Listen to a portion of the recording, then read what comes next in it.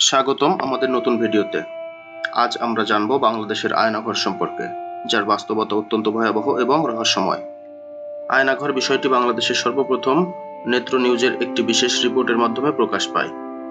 এটি একটি গোপন কারাগার, যেখানে শেখ হাসিনা তথা আওয়ামী লীগ সরকারের শাসনামলে রাজনৈতিক বন্দীদের আইন বহির্ভূতভাবে গুম এবং নির্যাতন করা হতো। এটি মূলত ডিজিএফআই এর অধীনে পরিচালিত হতো এবং এখানে বছরের পর বছর ধরে অনেক মানুষকে আটক বা জিম্মি করে রাখা হতো। শেখ হাসিনা 2009 সালে ক্ষমতায় আসার পর আয়নাঘর নামের এই গোপন বন্দিশালার কার্যক্রম শুরু হয়। এখান থেকে শুরু হয় এক ভয়ঙ্কর অধ্যায়, যেখানে প্রচুর মানুষকে গুম করা হয়েছে বলে অভিযোগ রয়েছে। রিপোর্ট অনুযায়ী বাংলাদেশে প্রায় 600 এরও বেশি মানুষকে গুম করা হয়, আর তাদের অনেককেই আয়নাঘরে দিনরাত নির্মমভাবে নির্যাতন করে তথ্য আদায়ের চেষ্টা করা হতো বলে জানা যায়।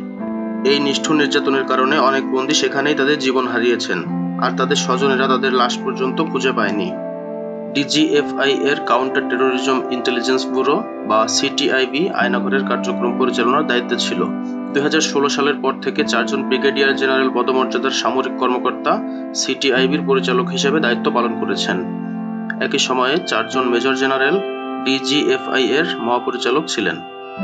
মাইকেল চাকমা এবং হাসিনুর রহমানের মতো সেখান থেকে বেঁচে ফিরে আসা বন্দীদের বাস্তব অভিজ্ঞতা থেকে জানা যায় কিভাবে তাদের গুম করা হয়েছিল এবং আয়নাঘরে আটকে রাখা হয়েছিল।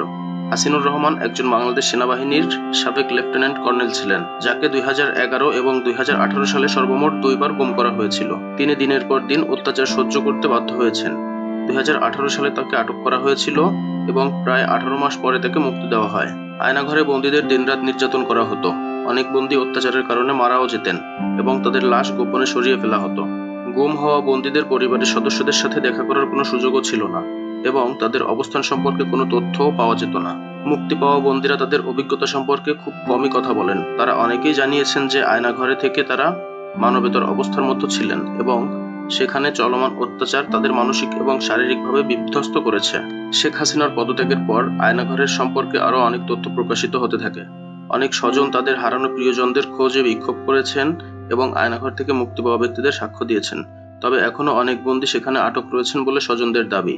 আয়নাঘর একটি দুঃখজনক এবং ভয়াবহ অধ্যায়, যা বাংলাদেশের ইতিহাসে একটি কালো অধ্যায় হিসাবে রয়ে যাবে। আমাদের ভিডিওটি দেখার জন্য আপনাকে ধন্যবাদ। আরও তথ্যপূর্ণ ভিডিওর জন্য আমাদের চ্যানেলটি সাবস্ক্রাইব করুন এবং নোটিফিকেশন বেলটি বাজিয়ে দিন। ভিডিওটি পছন্দ হলে অবশ্যই লাইক করবেন এবং আপনার কোনো মতামত থাকলে কমেন্ট করে জানিয়ে দিতে পারেন। ধন্যবাদ সবাইকে।